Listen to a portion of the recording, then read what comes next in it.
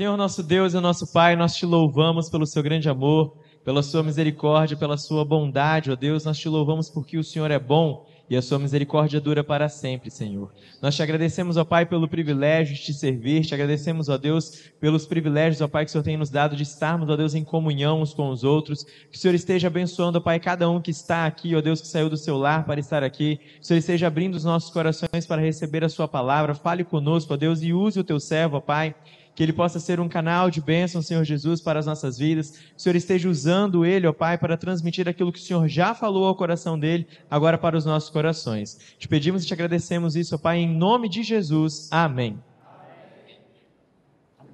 Irmãos, vamos permanecer de pé. Os irmãos, por favor, permaneçam de pé. Nós já vamos ler o texto bíblico, Gênesis 39, apenas 3 versículos. Nós vamos ler o 2, o 3 e o 4. Uma boa noite a todos. Hoje à tarde eu já estive falando aqui no primeiro momento sobre o nosso propósito, né? Nós estamos aí baseados no tema homens firmados no propósito de servir. Então nós falamos primeiro do propósito. Antes de servir, a gente precisa saber por quê. Por que fazemos o que fazemos? Não é só sair fazendo, né? Estou dando essa introdução aqui de leve, porque percebi que alguns não estavam aqui hoje à tarde e precisam acompanhar aí o que estamos em andamento. E os embaixadores, com certeza, estavam sendo abençoados também ali com a sua ministração. Vamos ler esse trecho curtinho, você pode acompanhar aí também na mídia, Gênesis capítulo 39, 2, 3 e 4. O Senhor Deus estava com José, que veio a ser homem próspero e estava na casa do seu dono egípcio. Potifar viu que o Senhor estava com José e que tudo que ele fazia, o Senhor prosperava em suas mãos. Assim José achou favor diante dos olhos de seu dono e o servia, e ele pôs José por mordomo de sua casa e lhe passou às mãos tudo o que tinha. Amém. Que Deus abençoe a sua palavra e aquilo que temos como objetivo para a nossa reflexão nesta noite. Os irmãos podem assentar. Nós, hoje à tarde, como eu já disse, falamos aí sobre o propósito. Antes, porém, vou fazer uma rápida apresentação minha, né? Para aqueles que não estiveram, talvez não saibam, não sei se meu sotaque entrega alguma coisa. A gente sempre acha que nunca tem sotaque, né? Então, eu também sou desse. Eu acho que eu não tenho sotaque, mas talvez seja que você tem bastante, né? Eu sou do Piauí, da cidade de Picos, 310 quilômetros de Teresina, interior do estado, cidade onde moro com a minha família. Meu pai é pastor da primeira igreja batista de Picos. Primeira vez que eu estou aqui no estado de Rondônia. Então Deus tem me abençoado, me dado privilégios, me dado o privilégio de servi-lo, mas me dado o privilégio de também fazer parte do seu reino. E o reino de Deus, ele ultrapassa as nossas barreiras denominacionais, barreiras geográficas. Então, cada vez que eu saio da minha cidade, do meu estado, que eu vou a um lugar novo, a um lugar que eu não conheço, eu sempre vou nesse pensamento, né? Ao entrar no transporte, no avião, no ônibus, seja lá qual for, oh Deus, muito obrigado por essa bênção. Me ajuda a ser uma bênção, onde quer que eu for, que eu possa cumprir o teu propósito, né? Pensando aqui no nosso tema. Então, José é um personagem muito famoso aí na história da Bíblia, e eu não vou fazer aquele resumão, não vou dar aqueles detalhes da história de José, porque os irmãos frequentam a escola bíblica dominical e com certeza sabem melhor do que eu todos os detalhes aí da história de José. Mas eu quero resumir aqui em 4 palavras e todas iniciam com a letra C. 4 Cs da história de José. O primeiro C é o C de cisterna. Quando ele foi lançado ali pelos seus irmãos, movido ali pela inveja, o ciúme, uma família disfuncional. As famílias não são perfeitas, as famílias pastorais não são perfeitas. Ao contrário do que a gente escuta, filho de pastor não é pastor, precisa se converter também. E aí a gente fica pensando, né? José naquele primeiro C, O C da cisterna, um lugar onde ele tem experiências que não foram muito favoráveis para a sua vida, está ali naquela cisterna. Mas Deus permite que José passe essa etapa do C, e os irmãos sabem tudo aquilo que se envolveu, a capa suja de sangue, o pai pensando que ele estava morto, a venda dele lá para a caravana ismaelita que estava indo para o Egito e tudo mais. Mas aí nós já vamos rapidamente para o segundo C, que é o C da casa. Mas não era a casa de José, não era a casa, o conforto do lar, a comidinha da mamãe, o ambiente familiar ali com os seus irmãos, né? Uma grande família, filhos ali de 4 esposas, mas é a casa de Potifar, que é o texto que nós lemos aqui, onde ele chegou. E é muito estranho quando a gente chega num lugar, numa casa que não é a nossa, né? A gente fica ali, sem jeito. Ontem à noite, quando eu cheguei ali na casa do irmão Azamor, tarde da noite, a sua família já estava dormindo, e aí a gente chega ali, né, sem jeito, com licença e tal. No meu caso, ontem à noite, sem querer fazer barulho, né, para não acordar aqueles que já estavam dormindo. E eu fico imaginando José chegando naquela casa. Só que ele não chegou lá, as circunstâncias que o fizeram chegar lá não foram circunstâncias boas, né? Aí já difere um pouco porque eu vim, pelo menos para mim é uma circunstância muito maravilhosa. Mas José não foi assim. Mas ele chegou naquela casa não apenas para uma temporada, ele chegou para morar. E aí tem todos os aspectos e tudo que aconteceu com aquele homem naquela casa. Mas aí nós já vamos para o terceiro C, e os irmãos vão refrescando a memória aí, lembrando dos detalhes dessa história, que é o C de cárcere. E aí José vai para a prisão. Aquele jovem sonhador, os sonhos trouxeram muitos problemas para José, né? Desde lá com os seus irmãos, com a sua família e agora no Egito. A sua experiência ali com o padeiro, com o copeiro, o pedido dele para ser lembrado, e o padeiro ninguém nem lembra de José, o coitado, né? E ele está ali no cárcere. Mas o último C, o C da corte, a corte real. E aí é o momento onde José, aos olhos humanos, porque aos olhos de Deus ele já havia recebido aí já há algum tempo, mas aos olhos humanos é aquele momento de honra. José, que nem era mais chamado mais José, pergunta de gincana bíblica, qual foi o nome que José recebeu no Egito? Que lá ele não era José. Zafenate Paneia. Eu aprendi isso, eu era embaixador, nunca esqueci, irmão. Zafenate Paneia. Eu achei esse nome maravilhoso. Uma dica aí, né, para quem vai ter filho. Zafenate Paneia. Coloca lá, que é um nome, vai ter poucos. Eu não conheço nem o Zafenate Paneia. Então vai ser assim, vai arrasar aí no nome original. Mas esse ser de corte real, ele tem de corte, né? Ele traz esses detalhes aí maravilhosos para a vida desse homem. E o que é que isso tem a ver com a gente? Com o tema do propósito. Com certeza os irmãos vão de concordar que José cumpriu os propósitos que Deus tinha para a sua vida. Mas eu dividi essa palavra, né? De hoje a amanhã, então eu já desafio os irmãos a voltarem amanhã, porque eu só vou falar hoje as 2 partes, porque 2 eu estou deixando para amanhã, porque a partir de agora nós vamos pensar sobre o serviço.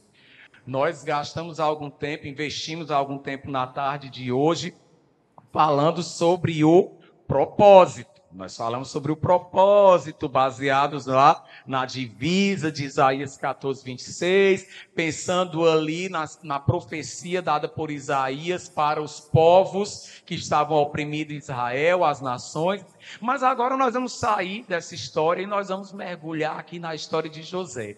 Porque quando nós temos o propósito de servir, e como crentes em Jesus, todos nós precisamos ter esse propósito.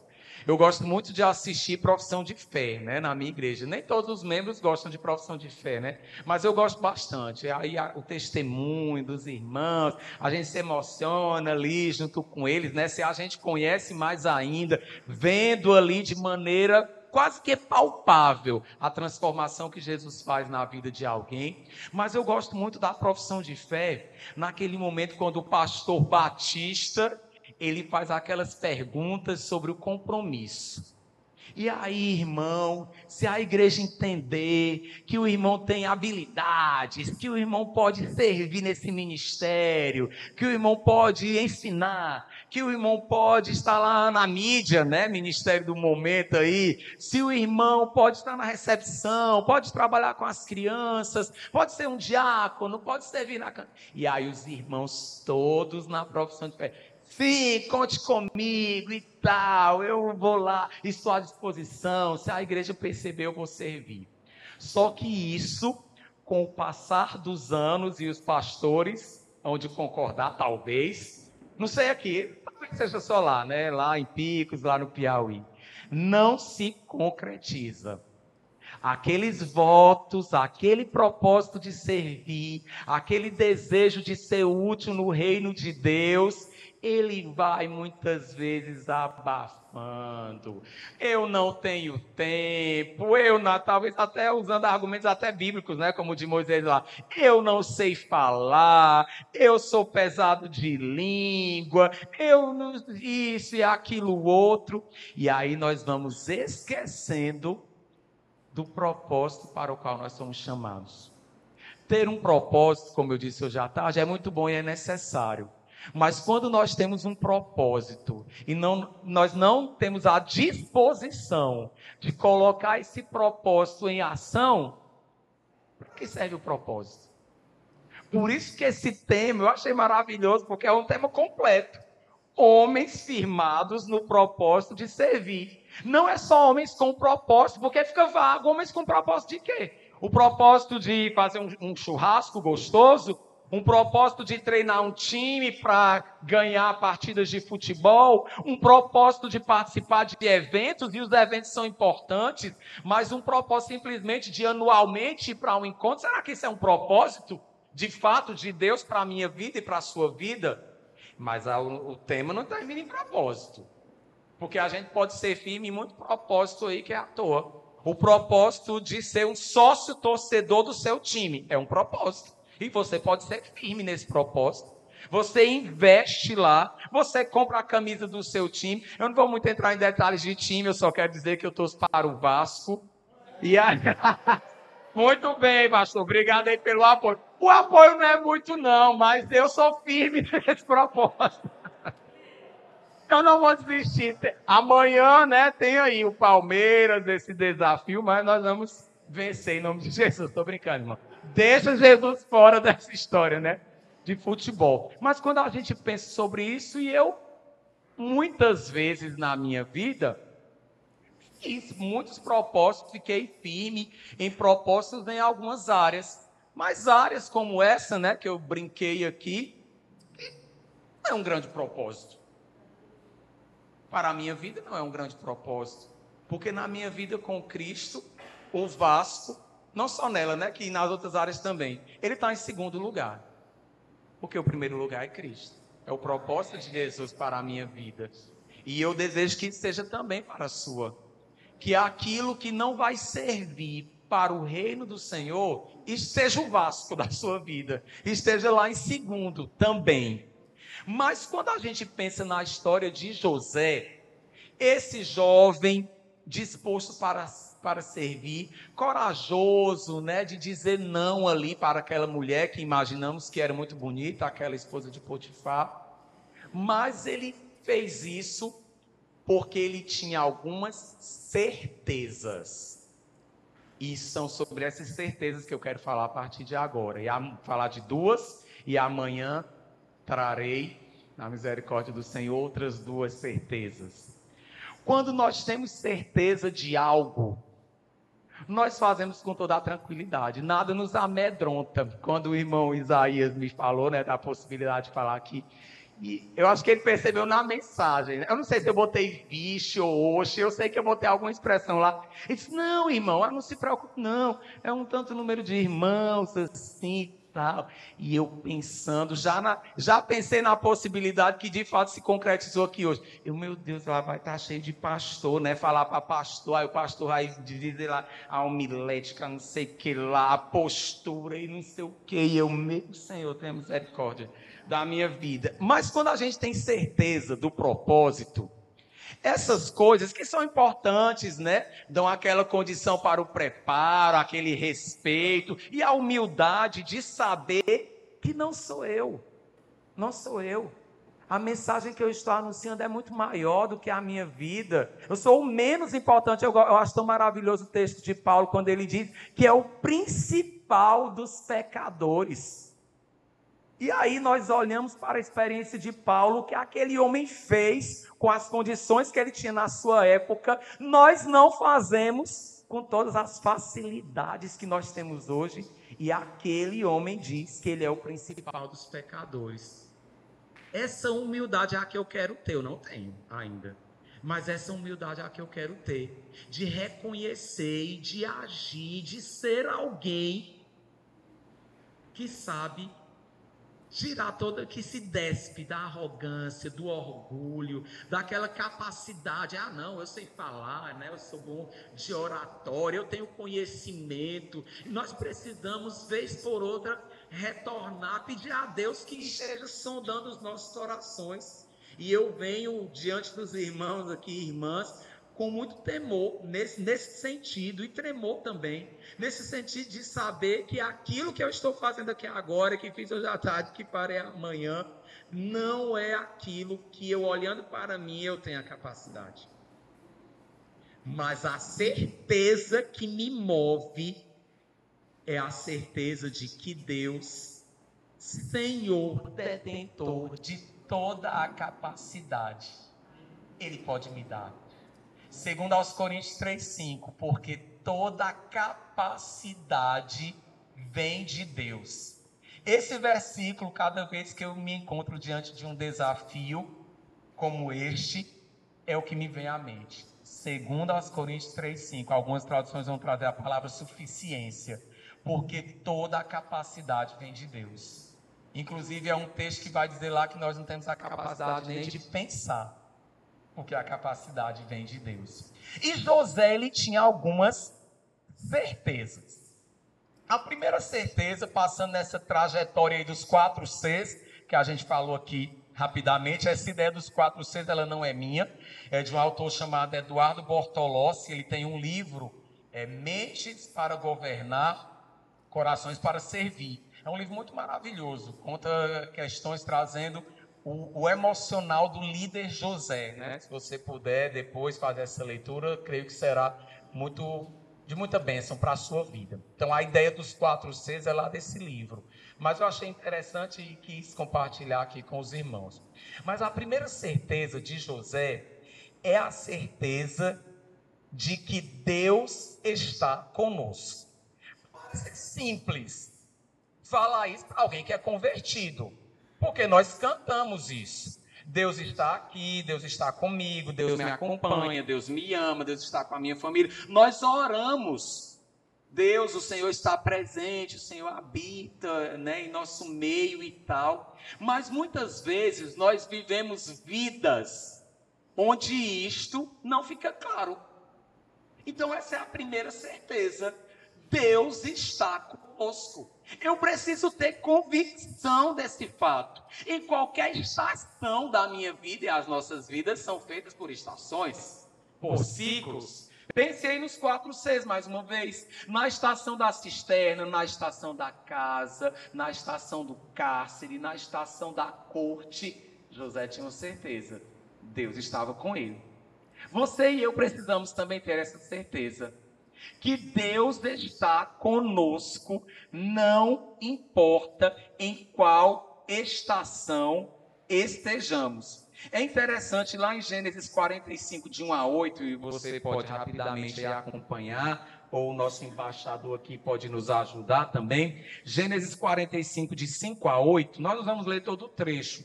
Mas nesse trecho aí, nós vamos encontrar José falando para os seus irmãos, aquele encontro emocionado, onde ele se revela, né? Quem ele é de verdade lá, que não é só os Afenat Paneia, né? É o José lá, o irmão, um dos 12. E aí, naquele momento ali, José declara aos seus irmãos que foi Deus que o enviou primeiro para o Egito. Olha, vocês estavam pensando que vocês estavam se livrando de mim, mas foi Deus que fez tudo isso. Essa é uma prova dessa certeza de José. Quando ele declara, ele reafirma isso lá para os seus irmãos, ele está mostrando para nós também, que temos acesso ao conteúdo bíblico hoje, dessa certeza, dessa convicção de que Deus está conosco. E isso vai aparecer lá numa outra declaração de alguém que nem conheceu José, que foi Estevão.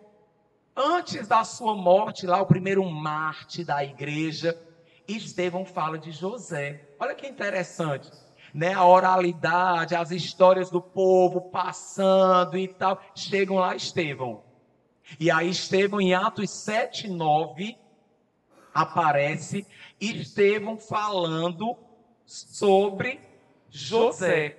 Os patriarcas, tendo inveja de José, venderam-no como escravo para o Egito.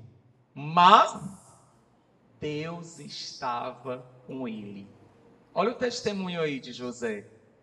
Lá no primeiro momento ele já faz declaração para a sua família. E Estevão traz esse tema à tona novamente com a mesma afirmação.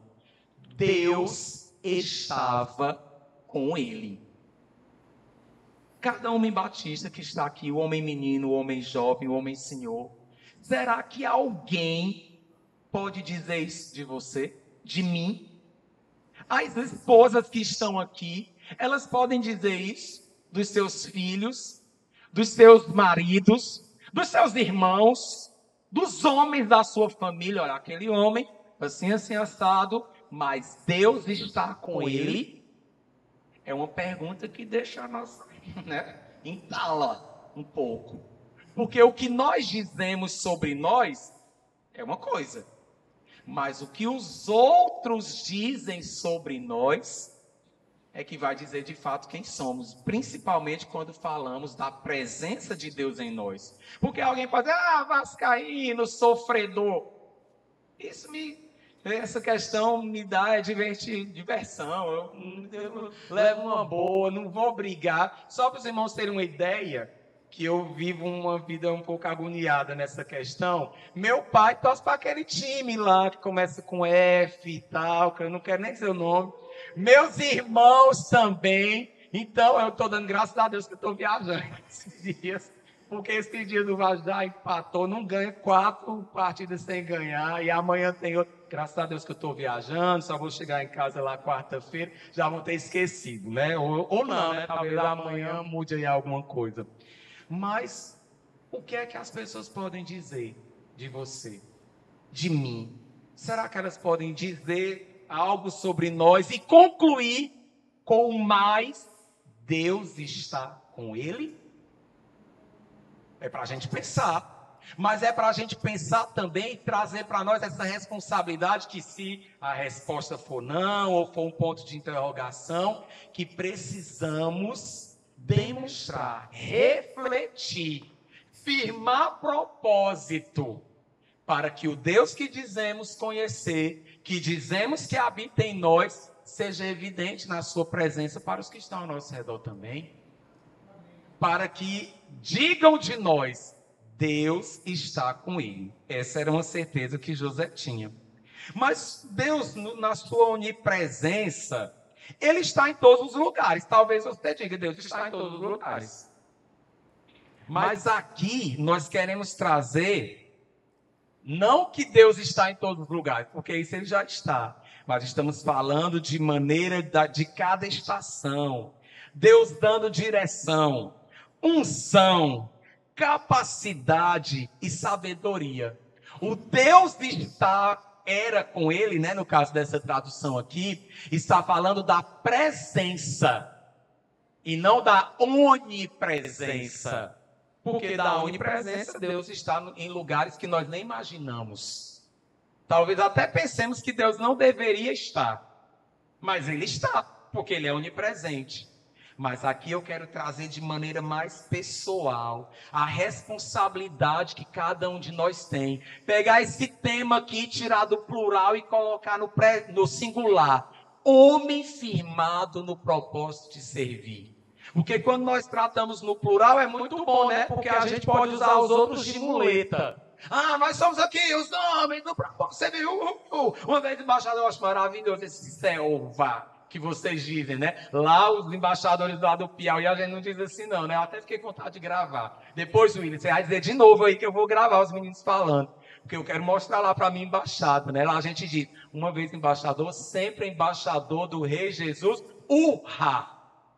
Mas isso é muito bom dizer de maneira coletiva, né? A gente fica vibrando, lá, vamos dizer ela assim, e os meninos levantam na maior empolgação para dizer.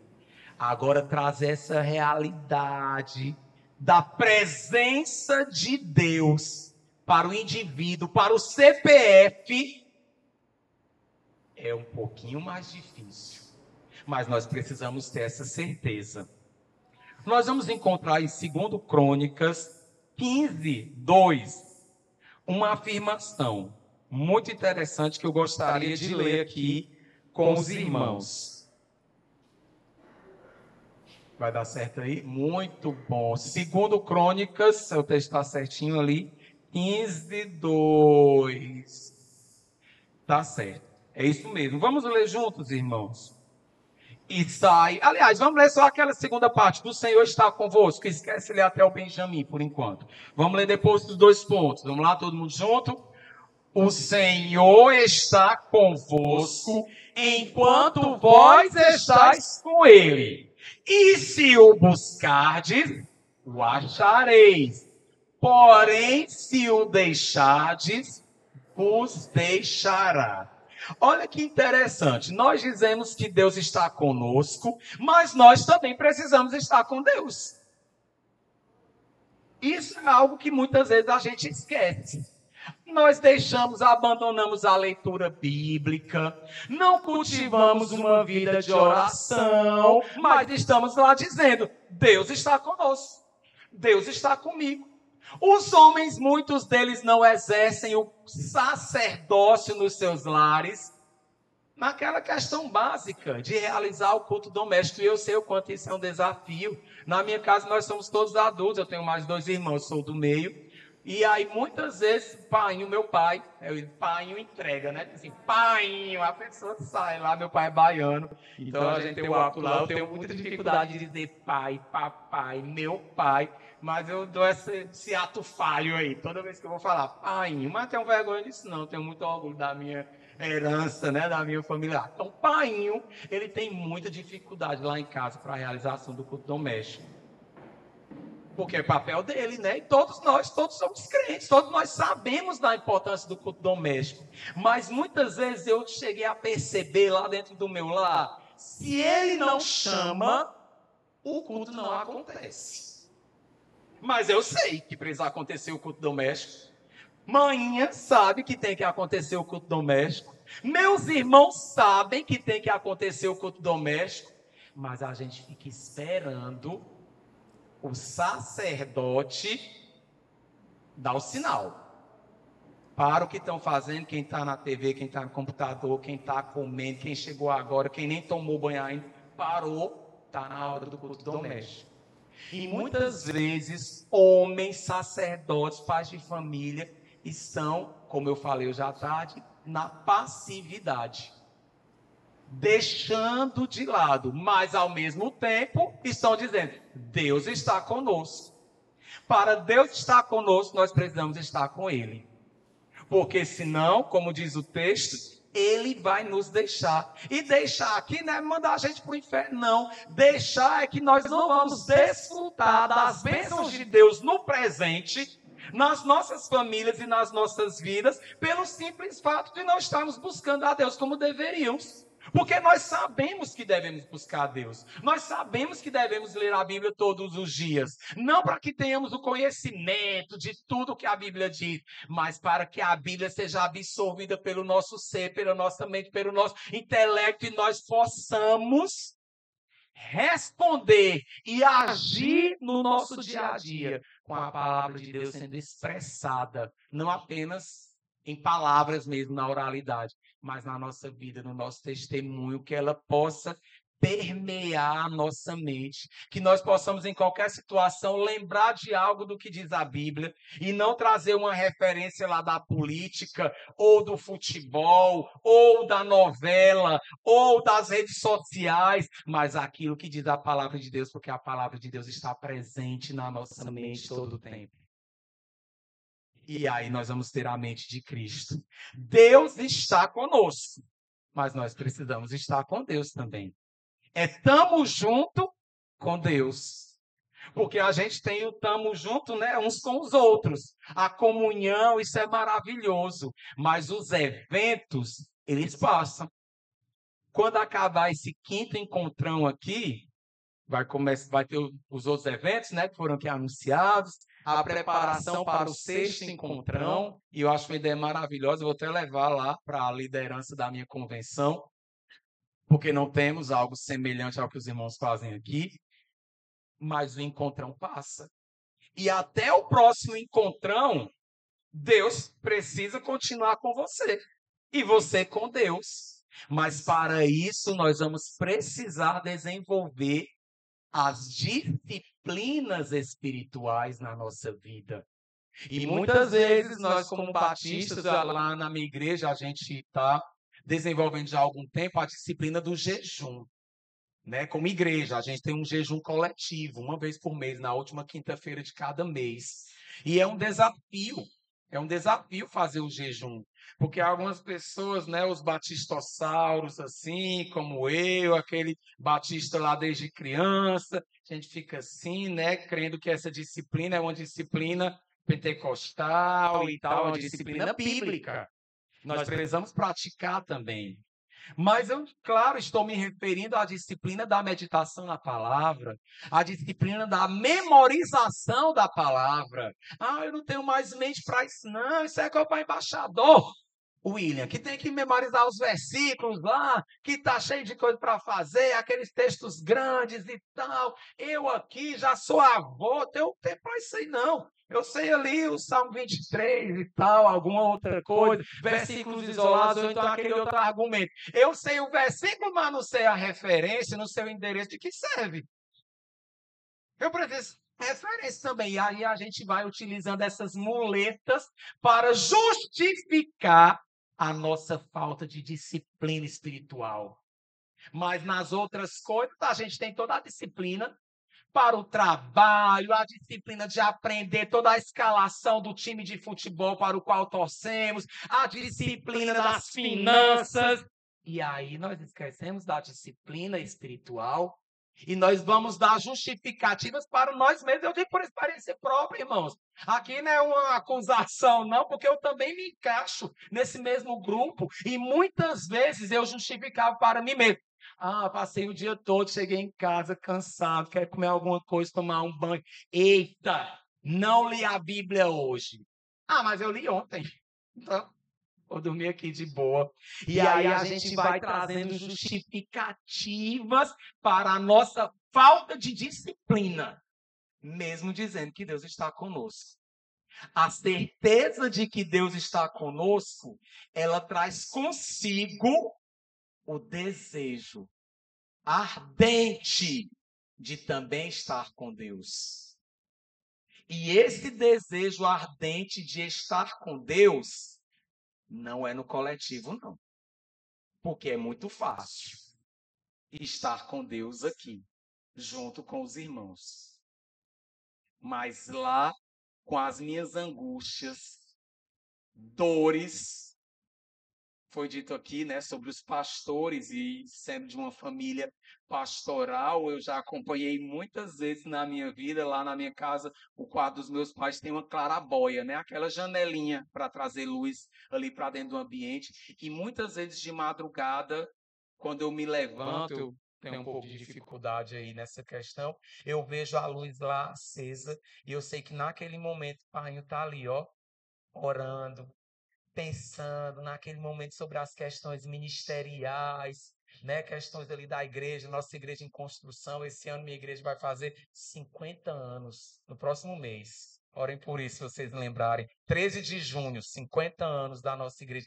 Todos os desafios que tem pela frente. E aí, eu nem entro no quarto, mas para mim aquele é um sinal, né? Quando eu vejo ainda, tarde da noite, aquela luz acesa, eu sei o que está acontecendo. Mas é nesse momento que é esse exemplo, né? No meu caso aqui, esse exemplo que eu tenho dentro do meu lar, de trazer essa convicção para a minha própria vida, que em meio a essas situações, Deus está conosco, mas que eu também preciso estar com Deus. Que Deus nos ajude, né? Nessa questão. Que Deus nos ajude, mas que também nos esforcemos para praticar as disciplinas. O rei Uzias, ele foi responsável lá em Israel por grandes transformações. Porque a Bíblia deixa clara uma verdade sobre o rei Uzias. Segundo Crônicas 26:5. Deus estava com Uzias enquanto ele o buscava e obedecia. E aí o que é que acontecia quando Uzias não buscava a Deus e não obedecia? Conseguiu aí? Segundo Crônicas 26:5. Segundo, acho que está primeiro ali, né? Segundo Crônicas 26:5. Segundo Crônicas 26:5. Muito bem. Olha só. Porque deu-se a buscar, está falando de Uzias, porque deu-se a buscar a Deus nos dias de Zacarias, que era entendido nas visões de Deus, e nos dias em que buscou ao Senhor, o que foi que aconteceu? Deus o fez prosperar. Quando Uzias estava com Deus, Deus o fez prosperar. Agora, coloca aí no versículo 16, do mesmo capítulo, 26, 16. 26, 16. Olha o que foi que aconteceu. Uzias bombou, cresceu. Estava lá milhares de seguidores. Uzias estava na moda. E ele se tornou o quê? Orgulhoso. Havendo-se já fortificado, exaltou-se o seu coração até se corromper. E transgrediu contra o Senhor seu Deus, porque entrou no templo do Senhor para queimar incenso no altar do incenso. Não era esse o seu papel enquanto rei. Então, enquanto ele estava com Deus, Deus o fez prosperar. Quando ele não estava com Deus, o que foi que aconteceu? Morreu sem deixar saudades. E aquela expressão que todos nós conhecemos. O rei tal fez o que era mal aos olhos do Senhor. E isso vai falar de Jeorão e tantos outros lá na história de Israel. Essas histórias desses reis todos nos ensinam que, sem a presença de Deus, qual é o final de alguém? O destino do ser humano é o esquecimento. O que vão dizer de nós quando nós passarmos? Lembra da vírgula? Mas Deus era com ele? Ou vão dizer, graças a Deus que se foi aquele dali. Ah, ainda bem que morreu. Era um problema aqui na nossa igreja. João 15, de 3 a 7, é um texto muito conhecido também pelos irmãos, com certeza. E é um texto que fala sobre a videira. Estamos presos lá em Jesus, né? Permanecendo em Jesus, vinculados a Jesus, onde Jesus disse que é a videira. Então, quem permanece em Jesus, o que é que acontece com essa pessoa? Vamos ler o texto para que a palavra de Deus nos relembre aí. João 15, 3 a 7. Vocês já estão limpos pela palavra que lhes tenho falado. Permaneçam em mim, eu permanecerei em vocês. Ele promete. Permaneçam em mim, eu vou permanecer em vocês também. Se nós permanecermos em Jesus, nós vamos ter a certeza, a convicção de que Ele está com a gente também. Nenhum ramo pode dar fruto por si mesmo se não permanecer na videira. Vocês também não podem dar fruto se não permanecerem em mim. Eu sou a videira, vocês são os ramos. Se alguém permanecer em mim, eu nele, esse dá muito fruto, pois sem mim vocês não podem fazer coisa alguma. Se alguém não permanecer em mim, será como o ramo que é jogado fora e seca. Tais ramos são apanhados, lançados ao fogo e queimados. Se vocês permanecerem em mim e as minhas palavras permanecerem em vocês, pedirão o que quiserem e lhes será concedido. Amém. A certeza da presença de Deus com aqueles que permanecem fiéis a Ele foi o que manteve acesa a chama de fé no coração de José. Foi o que fez José passar pelas estações. É o que nos faz passar pelas estações da nossa vida também. Eu não sei quais são as suas estações. Eu não sei se eu consigo dar conta nem das minhas estações. Mas nós precisamos ter essa certeza. E é a primeira certeza, antes de todas as outras. Deus está conosco. Vamos dizer essa frase? Deus está conosco. Só que nós precisamos de uma segunda certeza, dentro aqui da trajetória que eu quero traçar e fazer junto com os irmãos. A segunda certeza é que nós somos chamados para servir, independente da situação. Nós somos chamados para servir independente da situação. Lá no texto lido inicialmente, de Gênesis 39, versículos 3 e 4, eu vou reler. Quando este percebeu que o Senhor estava com ele, já é uma certeza, já sabemos. Potifar percebeu. Potifar não pertencia a Deus. E ele percebeu que Deus estava com José. O padeiro e o copeiro, mais adiante, lá no cárcere, também perceberam. Os irmãos de José, lá em Gênesis 45, no momento do encontro emocional, lá emotivo, emocionante, com os seus irmãos, lá com José, eles também perceberam, só pode ter sido Deus. O que nós fizemos com esse cara aí, e ele está aqui hoje, recebendo a gente, porque ele poderia simplesmente agir com vingança, como provavelmente eu e você agiríamos. Ou guardaria aquele rancinho ali, né, dos irmãos, mas não foi isso que aconteceu. Não foi isso que aconteceu. Então, quando nós estivermos de fato com Deus, até aqueles que não conhecem a Deus reconhecerão. O seu vizinho vai ser o primeiro a reconhecer. O meu vizinho também vai reconhecer. Porque está ali com a gente todo o tempo, né? Acompanhando. O sai e entra, uma fala mais alta, um barulho diferente que tem ali naquele lá. Os nossos vizinhos sabem se nós estamos com Deus ou não. Se as nossas famílias estão com Deus ou não. Mas a segunda certeza é de que fomos chamados para servir independente da estação. Quando este percebeu que o Senhor estava com ele e o fazia prosperar em tudo que realizava, agradou-se de José e tornou-o administrador dos seus bens. Potifar deixou a seu cuidado a sua casa e lhe confiou tudo o que possuía. Em cada fase da vida de José, José foi se destacando por seu serviço exemplar. Não fiquemos pensando que José começou a servir só quando ele chegou no Egito, não.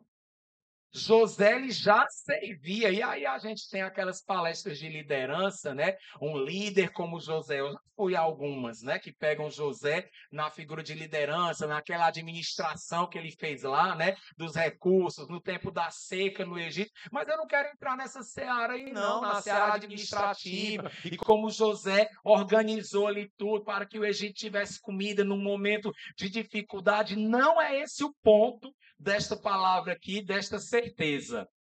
Antes de tudo desmoronar ao seu redor, José continuava a servir. Ele nunca deixou de manter o coração de servo.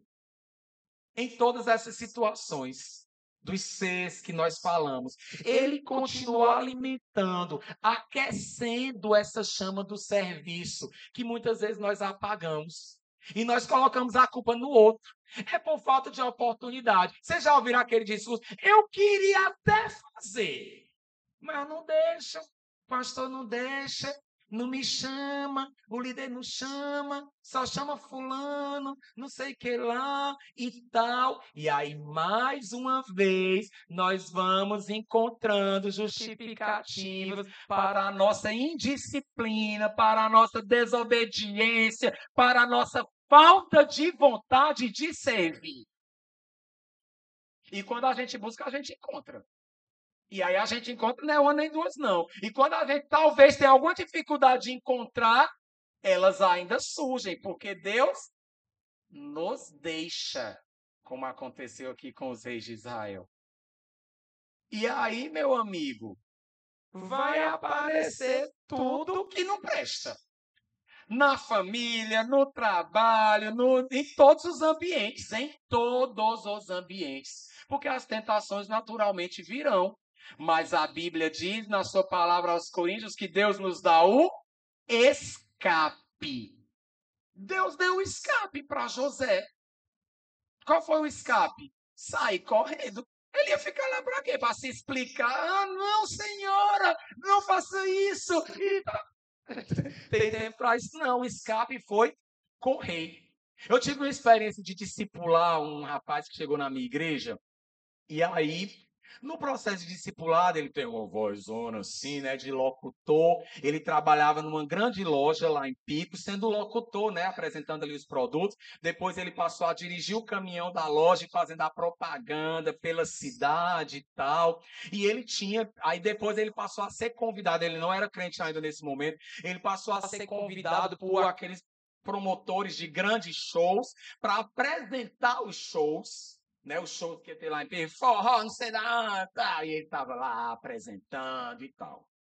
E aí, nesse ambiente, ele tinha uma namorada numa cidade próxima a Picos, que é Floriano, com a qual ele já tinha envolvimento já há muitos anos com essa moça, mas ele morava em Picos, então em Picos ele estava na gandaia, a namorada não estava lá. Então, lá em Picos, e aí ele me contava todas as atrocidades que ele tinha feito nesse momento da vida, de bebedeiras, na questão sexual, de tudo. E aí esse rapaz chega na nossa igreja e ele se converte. E aí, nesse processo, né, lá no relacionamento, discipulador, uma vez por semana estávamos ali reunidos e tal. Eu ia até a casa dele para estudarmos a Bíblia junto. Tal, e ele foi me contando, né? Contando as suas experiências. Eu quero contar duas aqui que para mim tem muito significado. Eu chegava na casa dele nos primeiros encontros, ele morava sozinho lá em Picos, já tinha um estúdio, um mini estúdio, né? Ele também gravava por causa da sua capacidade vocal, então ele e com entendimento dessa questão de sonoplastia, então ele gravava lá e tal. E eu cheguei na casa dele, tinha um balcão, e esse balcão cheio de bebidas pocket, né? Aquelas garrafinhas de bebida. Eu não sei dizer todas que tinha lá, mas imagina aí, uísque, rum, não sei o que lá, tal, doses lá de um bocado de coisa. E aí, aquilo ali nunca me incomodou, e eu fui fazendo o estudo bíblico. E aí, cada semana que eu ia, aquelas garrafas iam desaparecendo. Mas eu não falava nada, Eu mantendo ali, cara de paisagem, não é comigo, tá tudo ok. Aí um dia ele é muito conversador, né, expansivo assim, metido a engraçado também. Aí um dia ele virou pra mim e disse assim: Vitor, não tá percebendo nada aqui não, né? Ele queria que eu falasse, mas eu me mantive aqui, cada um mais orgulhoso que o outro, né? Então eu não perguntava, ele não dizia, até o dia que ele não suportou. Ele disse: percebendo não que tá sumindo aqui as garrafas na mesa? E eu percebi, né? Aí ele diz: é porque meus amigos vêm aqui, cada vez que eles vêm, eles vão embora levando uma garrafa. Porque eles dizem assim: ó, você não precisa mais disso aqui não, porque você mudou. Você agora é da lei de crente, né? Você não está indo lá para a igreja e tal. Então você não precisa mais disso, não. E aí esse pessoal ia levando. E aí aquilo ali é uma demonstração. Olha o que eu disse. As pessoas de fora vão vendo, né? Que Deus estava com ele. Se Deus estava com ele, para que ele precisava daquelas garrafas lá? Não precisava mais. Num outro momento da vida dele, aí a namorada fixa lá de Floriano foi morar em Picos. E aí eles não eram casados ainda, mas eles estavam ainda naquela compreensão de como é que é um homem de Deus e tal. E eles foram morar juntos. Lá nessa casa onde ele morava sozinho. E aí ele já estava comprometido com a igreja. E ela não. Ela não queria saber da igreja. E ele, muito caçador de conversa, né, como a gente diz lá, aí ele dizia, ela, quando eu ia lá, né, a primeira vez que eu fui lá e ela estava na casa, ele me contou que disse para ela assim à tarde, olha, a igreja, o pessoal da igreja vem aqui, o pessoal da igreja era eu, né? O pessoal da igreja vem aqui e vai ter um culto. E a visão que ela tinha de igreja é aquele culto pentecostal, aquele bando de gente, aquela, né, gritaria e tal, o povo chegando com os bancos, aqueles cultos assim ao ar livre. E ele disse, ó, o pessoal da igreja vem aí, vai ter um mentindo mesmo. Vai ter um culto aqui hoje e ela fechou o coração. Pois eu não quero que venha. E aí começou aquela briga. Ele contando, né? Começou aquela briga lá dele. Eu vou ficar trancado dentro do quarto. Aí ele disse assim: você vai fazer um suco para eu servir pro pessoal que vem. Ela disse: pois eu vou fazer um suco de tamarindo bem azedo para esse povo ir embora. Aí eu chego lá inocente, coitado, sem saber de nada disso. Cheguei. Campainha, entra, vamos fazer o estudo. Aí lá no estudo ele me contou isso, né? Aí, claro, mas é mentiroso, né? Deixa de história, vai falar a verdade, que não tem coisa e tal. Tô só eu aqui. Aí trouxeram o suco, tá vazio mesmo. Trouxeram o suco lá. Eu bebi e ficamos por ali. E aí, nesse dia, ele me contou uma experiência que essa foi o intervalo, não era a que eu queria contar ainda, agora que vou chegar nela. É a segunda experiência que muito me marca na história daquele irmão. E ele disse assim, olha, desde que eu me converti, eu comecei uma luta muito grande. Porque eu tinha muitas moças que eu me relacionava aqui em Picos. E aí agora, né, que eu tenho esse compromisso com Jesus, minha namorada veio morar aqui, eu não quero mais ser aquela vida que eu tinha. E aí ele me disse que um dos grandes desafios dele era sair de carro pela cidade de Picos. E ele passava num local onde tinha uma fixa dentre tantas, tinha uma determinada moça que morava lá num prédio. E ele disse que quando ele passava de carro, na rua daquele prédio, ele disse que vinha às suas narinas o perfume que aquela mulher usava. E ele disse que aquilo ali corroía ele por dentro. E ele traçou uma estratégia. É uma rua bem importante, inclusive é perto da nossa igreja. E ele traçou uma estratégia. Eu não vou mais passar por aquela rua. E ele dava voltas e voltas em Picos para realizar o seu trabalho e para ir para os lugares para não passar por aquela rua, porque ele não queria quebrar o compromisso que ele tinha feito com Deus e agora com aquela moça que estava morando com ele, por causa da certeza que nós somos chamados para servir a Deus independente das situações, mesmo quando as situações nos fazem sofrer ou nos trazem lembranças de algo que nós não queremos mais viver. E sabe qual é o resultado disso tudo? Eles casaram. Hoje eles têm 3 filhos.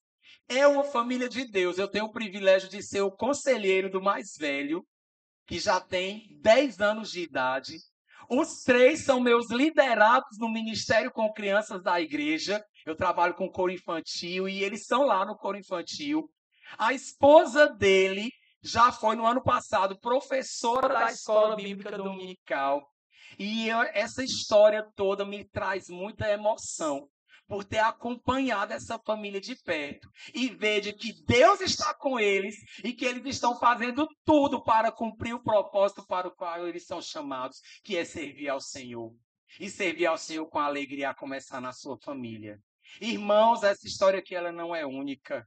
Tem milhares de histórias como essa, talvez seja a sua história, algo parecido, ou história de pessoas que você conhece, mas essa história ela precisa se repetir muito mais vezes, e nós somos chamados para servir discipulando outros homens, discipulando os nossos filhos, discipulando as novas gerações, para que muitos irmãos como este possam ser transformados e transformar as suas famílias, porque nós estamos obedecendo e sendo chamados para servir independente das situações. O nosso propósito está firme, porque ele não está firme em nós, nas nossas capacidades ou gostos pessoais. O nosso propósito está firme, porque ele está firme naquele que nos chamou. E quem nos chama, não nos chama para ficar moscando. Ele nos chama para o serviço. Eu gosto muito do trabalho de conselheiro, porque às vezes a gente diz assim, ei, embaixador, vem aqui. Aí a gente bota o embaixador, né, William, para fazer um bocado de coisa. Ontem, conselheiro, embaixador, coitado, não tem tempo nem para aceitar. Eu mesmo sou desses conselheiros agoniados. Se eu ver o embaixador andando, brisando, não, para arrumar alguma coisa, que está desocupado demais. Pega aquela cadeira ali, não sei o quê, e vai ali e traz tal coisa aqui que eu estou precisando.